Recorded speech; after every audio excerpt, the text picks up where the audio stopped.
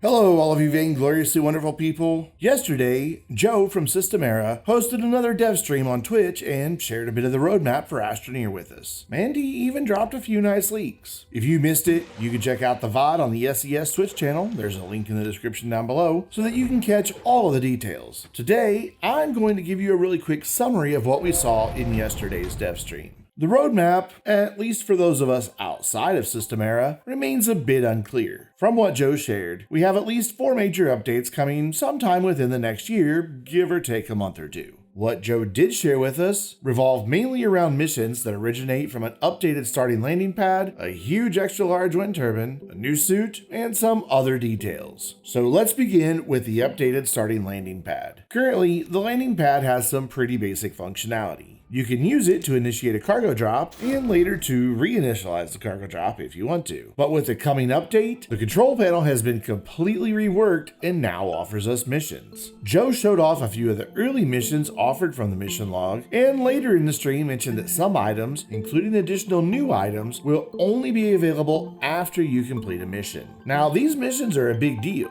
Currently, players who are new to Astroneer can sometimes struggle as they try to figure out what they need to do to get started. And that's especially true if they skip the tutorial. Or maybe they just didn't watch my Astroneer Academy series. Who knows? But the new missions should help newer players get a much better early start in the game. And for returning players, we will have missions that allow us to unlock new stuff. With regards to existing saves, Joe did mention that the game should be able to check to see if we've met the conditions for certain missions and automatically unlock those, though he also mentioned that we might have to repeat a few things here and there. Now, you might be wondering what's going to happen to the medium printer and starting platform that we received from the existing cargo drop. Well, we're going to get a small printer instead. And as far as that starting platform, well, I hope you're not too fond of it because it's going away.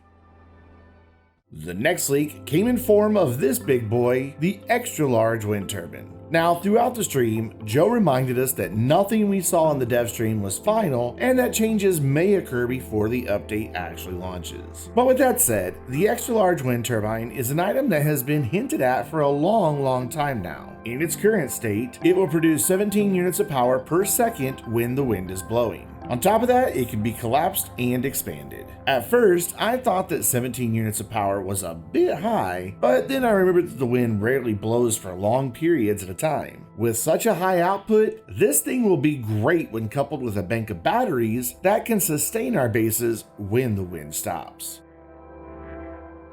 We also got a sneak peek at a suit that's coming to EXO Outfitters early next week. Now, if a snuggly warm suit that waddles about is your thing, then get your qubits ready. As usual, the little details are perfect and make this thing a great looking suit. Personally, it's not really my style, though I do think it's kinda cute. And that's really all the things we actually saw in the dev stream on Friday. Joe did mention that even though the current internal name contains Big Power, that this is not the final name for the update, and that we should also be thinking about smaller items as well. Could he possibly be hinting at a small portable RTG that will keep all of our terrain augments fully powered?